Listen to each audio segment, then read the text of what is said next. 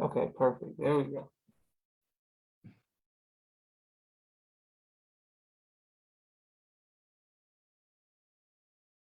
Excellent. And we are live. I want to thank everyone for tuning into a very special edition of Off the Record on the People's Podcast this afternoon. We have an incredible guest with us today, one who's going to give us some amazing information as well as inspiration, and that is none other than Brother Kenneth. Assalamu alaikum, sir. Wa alaikum salam, sir. How you doing today, Brother Joshua? I'm doing phenomenal, sir. Thank you for taking time out of your busy schedule to come have a conversation with us. The first question that we have for you, sir, is when did you first hear the teachings of the Most Honorable Elijah Muhammad? Yes, sir. The first time I ever heard the teachings, I want to say it was probably 1997. Now, I'm going to be straight up. I wasn't trying to be no Muslim or anything, but I did hear the message from a brother. At that time, his name was Andre Muhammad. Now we know him as Abdul Shaheed Muhammad. At that particular time, I was incarcerated at Northwest Correctional Complex. And the brother came in spreading the teachings as the brothers are taught to those of us who are in the belly of the beast. And at the end of the service, he introduced himself and he told me, keep my head up, all those positive things. And I told him I appreciate him for coming out, but I was locked up, and at that particular time, I was serving a life sentence. So I said, man, I'm never coming home, but I appreciate the good word. So that was the first time that I had ever heard the life-giving teachings of the Most Honorable Elijah Muhammad under the leadership of the Honorable Minister Louis Farrakhan. Beautiful. All praise due to Allah. Okay, so Brother Kenneth, what went through your mind when you were passed down a sentence of a life sentence? What went through your mind? It's like one of those movies when everything goes black and it's just you and the light and you looking at the person I was looking at was the judge that was sentenced to me. And I was just like, wait, what did I just hear? I mean, I can't believe this. You can't be talking to me. This is not the life that I had dreamed of as a child. Fighting my way up out of the streets of Saginaw, Michigan. I had earned my way to college on athletic scholarship, did all of the right things, thought I was living a good life, didn't know that it really wasn't, but according to the standard of the world, it was a good life. And here it is, I'm in a courtroom and you sentence me to life plus 15 years.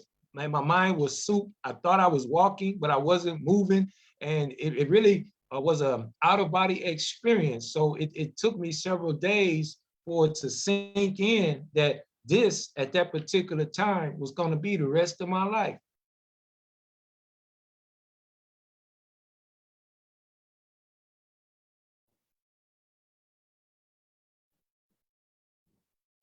Yes, sir, Brother Kenneth, can you hear me? I can hear you. I think we just picked up a small delay. Okay, yes, sir. Yeah, you're on time now. Perfect. Yes, sir. Praise be to Allah. And thank everyone who continued to watch Brother Donnell. People are showing you love all across the country. I can't wait to put this on YouTube. Yes, sir. So how did you get free? Well, after being given that sentence, Brother Joshua, I'm being transferred to Northwest Correctional Complex. I did like most men that find themselves in that particular situation. I just tried to cope. We call it coping mechanisms. Some of them lift weights all day until you fatigue so you can sleep. I played basketball. Others engage in all the other prison activities. It's pretty much the prison is a microcosm of the macrocosm. So the same thing that goes on out in the so-called free world, the drugs, the violence, those things exist in prison. It's just magnified because the environment is a lot more condensed. So I just went about it. I had the hope of filing appeals and all of those things, but when the appeals come back and then all of a sudden your lawyer can't help you because your money has ran out that you were paying him, and you just sit there and you like, okay, what can I do? Well, Brother Joshua, as I was doing all of these things, The brothers would invite me out to their service, but I never would go because Friday was a day we could get off if you signed up for the Muslim service, but I would always go to the gym because that's where the action was to me. But this particular Friday, man, I stumbled in there and the brother was strong, he was teaching hard, and I felt offended.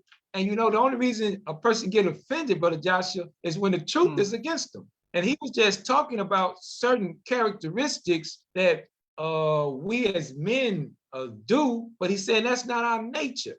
And so I'm like, everything he was talking about, it was against me. He didn't know me personally, but he knew the character that I was playing.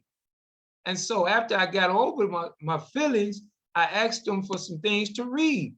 And he gave me this little pamphlet entitled Self-Improvement, the Basis for Community Development. And so I went back and I was studying it very carefully. He added on a book by a Dr. Naeem Akbar entitled Visions of Black Men. And in that particular book, Brother Akbar, Dr. Akbar was outlining the three stages. One was male, one was boy, and one was man. And just putting up the characteristics of those three. And I was shocked to find out that in the boy area, I was doing more boy things than man things. And this piqued my curiosity because at that time, I had already been to college. I thought I was educated. But according to what this doctor was saying, you know, it was just training, indoctrination. And so after a while, Ramadan came up a few weeks later. He invited me to participate, told me I couldn't do some of the things that I was doing in prison, was basically hustling to make money, selling contraband. So I said, yes, sir. And as I began to go to the Nation of Islam services in that penal facility, the sense of peace, the sense of brotherhood that I was feeling, I had never felt before a day in my life, brother. They was reading the Holy Quran. Now, I'd have been to college. I had read several books. I had never even heard of the Holy Quran. And growing up in Michigan, the Arabs that came in and bought most of all the corner stores. You know how they do. But none of them ever talked to me about Prophet Muhammad. None of them ever talked to me about the Holy Quran. And here I was in prison, and the brother was turning me on to this powerful, powerful book. And after that, I started, I know I'm going a long way around the question, but I want to lay a base. I started really applying the teachings to my life.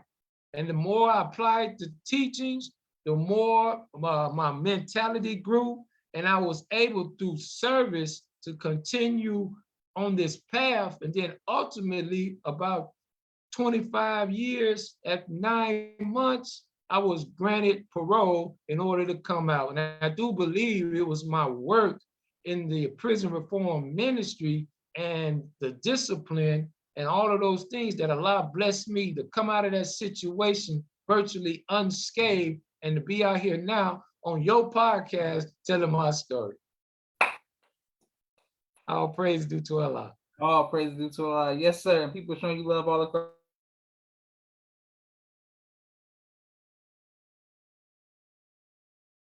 Just froze again.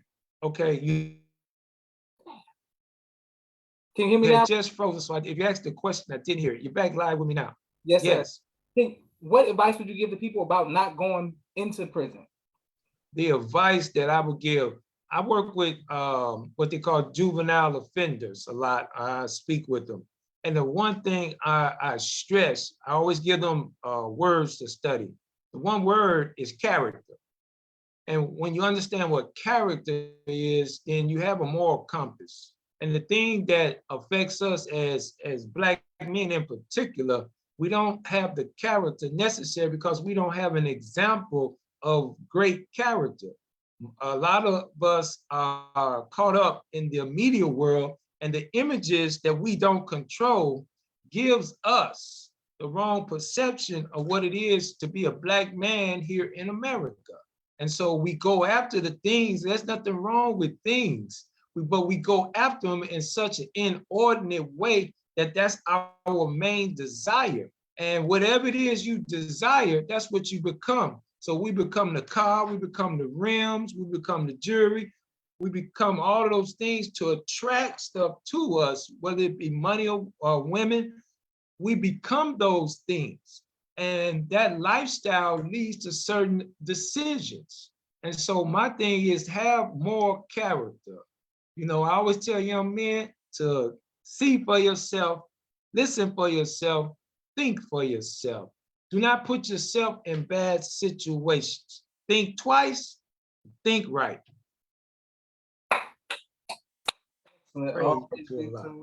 Yes, sir. And how many years did you serve, sir? One more time. 25 years and 9 months. Oh, that's amazing. Yes, sir. All right. And have you ever faced fear? And if so, how have you overcome that fear? Oh, brother, yes. You know, the Honorable Minister Louis Farrakhan says that we all face fear, but it's how we handle it is what's different. Before the life-giving teachers, you know, growing up in my neighborhood, you always have that sense of fear because of the violence and the things that go on in the inner city. And as a man, young man in the penal facility, you're going to be faced with some fear. So you have to challenge it. But when I understood that there was nothing wrong with feeling fear, being afraid. But once you challenge it head on, I would ask myself, why are you afraid of this? Is it something that you can conquer? And then I just walked toward it directly. I didn't go left or right. I went directly into that which I feared. And when I overcame it, it was the sense of accomplishment. It was like I had grew 2-3 inches, and it strengthens you. But anytime you turn away from what it is that you're afraid of or struggling with, it actually erodes your character and you begin to shrink. So I boldly stood up to it, walked toward it, and then with the help of Almighty God, Allah was able to overcome whatever particular thing at that moment that I was afraid of. Excellent. Yes, sir. But what has been the greatest joy in your life, sir? Brother Joshua, I thought when I first came into the nation, man, that was it, you know. But I'm gonna be honest. On October the 3rd, 2020, the greatest joy happened to me, man. I married my wife. I got married to Sister Coretta Muhammad, and that was the most joyous thing that has ever happened to me. I tell brothers this, if I'm speaking to them, the best decision you'll ever make is choosing the right mate. And that will change your life exponentially. It will, all the growth and development I thought I got through reading books and training and applying the teaching, the one thing that has helped me grow the most is being a husband and a father. Those are the things that give me the most joy. Oh, praise be to Allah. Yes, sir. People showing you love. Just froze again. Brother Kenneth. Yes, sir. You back. Yeah, perfect. Yes, sir. I want to do a quick 60-second commercial break for all of the sponsors of the People's Podcast. 1 second. Here we go.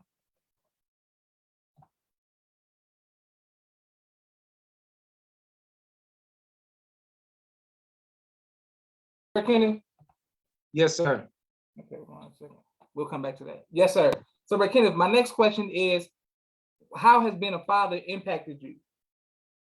Well, being a father, Brother Joshua, one of the things it has taught me supreme patience, you know, because especially with teenagers, I have a teenage son, and you can tell them something, but you just made an announcement. Minister Rockman used to say, all you did is made an announcement, and they may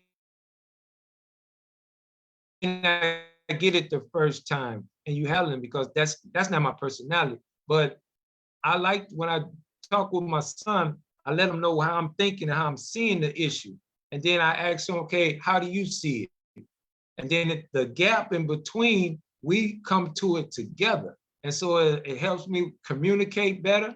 It helps me with the patience. And then it's such a joy when you see and hear him repeating things that you've taught him. And the thing that I do, I try to be an example of whatever it is I'm trying to get him to do. We don't live by the code, do as I say, not as I do. We don't get down like that.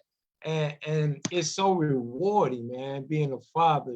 I find myself when I have to travel sometimes and I go alone, I'll be like, man, I miss little dude. Because when we together, I'll be like, man, I'm sick of you sometimes. But when you're gone, it's like, man, that's all I'm thinking about. Okay, I want to help him do this. I want to help him make all of his dreams come true.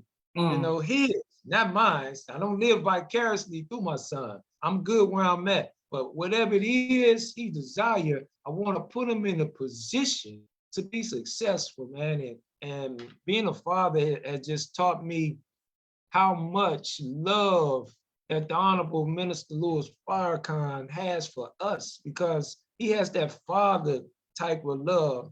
And some of us as men and women, we didn't get that. And having that example and trying to follow his example, and it's not what would Jesus do in the common sense, but it's what would Farrakhan do. And once I do that, I don't make many mistakes,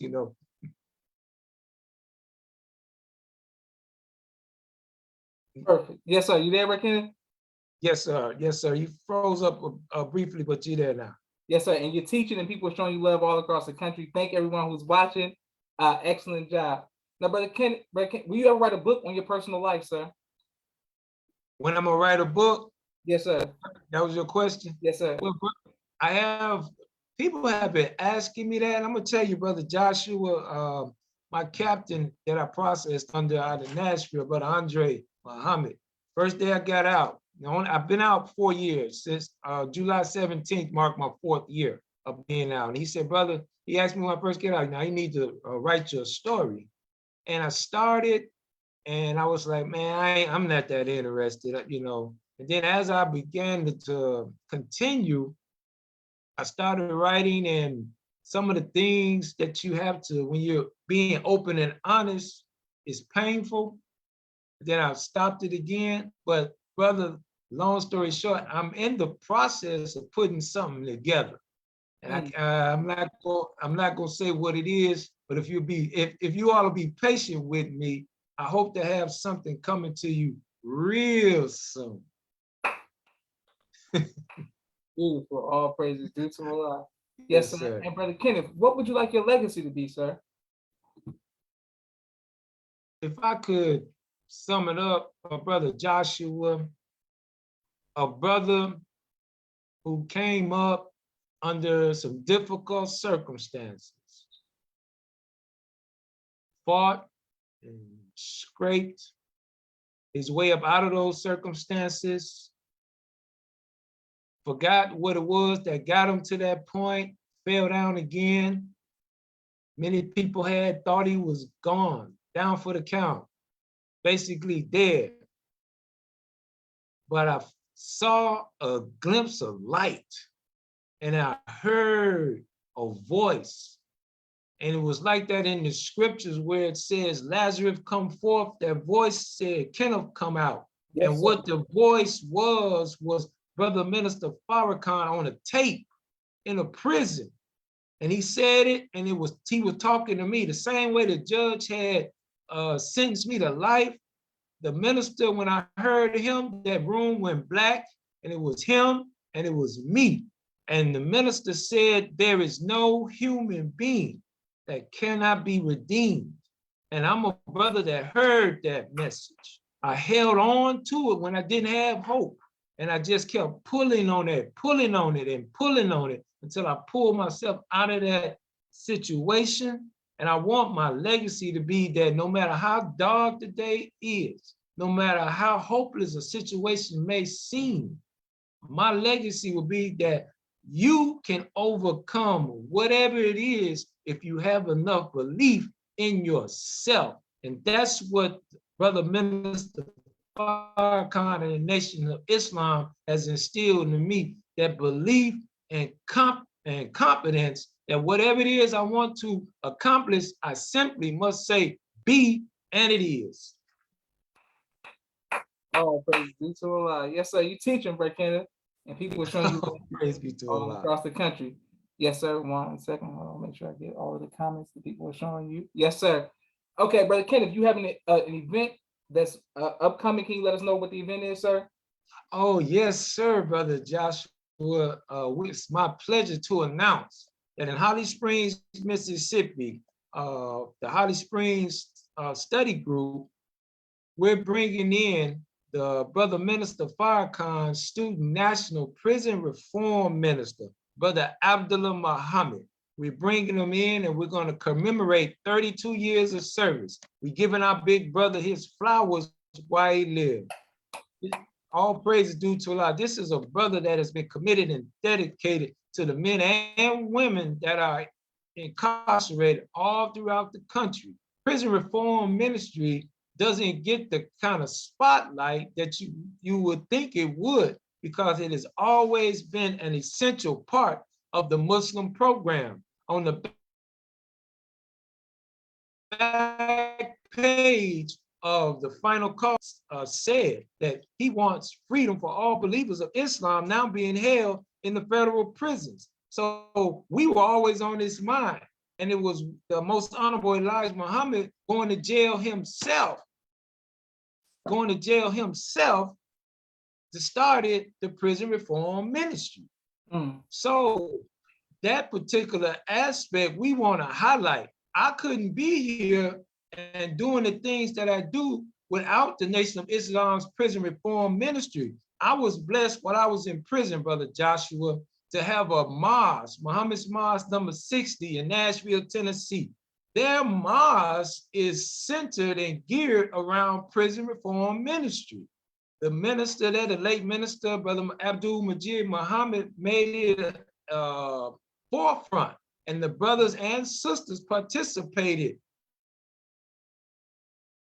Of course, the sisters didn't go in, but they supported the brothers. And those brothers came in and they taught us. They started once a month, and we worked it up to once a week. So we were training, brother. We were drilling. We were learning the deep explanation, or what they call exegesis of the scriptures. So when I came out, I was ready to go. I was just trying to figure out, what time is the mosque meeting and what mosque I'm going to, because I was there. So that's what we want to do on that night, Brother Joshua. We want to highlight the prison reform ministry, show what Muhammad's Mosque number 60 in particular has been doing, the brothers that they have produced, and to cap it off, Brother Abdullah Muhammad, a brother that you don't see him on the back behind Minister Farrakhan on the rostrum and those kind of things, because he's out in the field tending to the sheep. So we want to put on for our brother. Yes, sir, all praise is due to Allah. We want to put on, it's a black tie affair. Now, we had scheduled this event, Brother Joshua, for those in the nation know, November the 5th. But we just got a call saying that Brother Minister Farrakhan want to meet with all the men on November 5th. And people was like, oh man, that's the day you was doing your thing. I said, man, Minister Farrakhan chose our day. He must be pleased with that date. So we're going to reschedule. We just have to check with the venue on the availability on the new date. And we'll be announcing that new date one day this week. I'll get it to you. And then hopefully, inshallah, you can mention it on your podcast, or if you want me to come back, whatever you want to do. But we're going to be doing this in the next several weeks. It was scheduled for November 5th. We're going to bump it back a little bit so we can meet with our leader, teacher, and guide, Brother Minister Farrakhan. But brothers and sisters, come out. I mean, it's beautiful. It's going to be done well put together. My wife, who's a master at putting these events on. So we're not going to have no red carpet. We might have some blue or some purple or some gold. We ain't going to walk on the red, but it's going to be fabulous. So come on out and let's commemorate a man's dedication, commitment, and hard work. Beautiful. All praise due to Allah. Yes, sir. And Brother Kenneth, we got to bring you back for part 2, inshallah, the closer we get to the date of the event. Okay, sir? I would love that, Brother Joshua. Yes, sir. And thank everyone who's watching. This is Joshua Leonard Muhammad signing off of the People's Podcast. Assalamu alaikum. Wa alaikum salam, sir. Thank you very much. Thank everyone who's watching.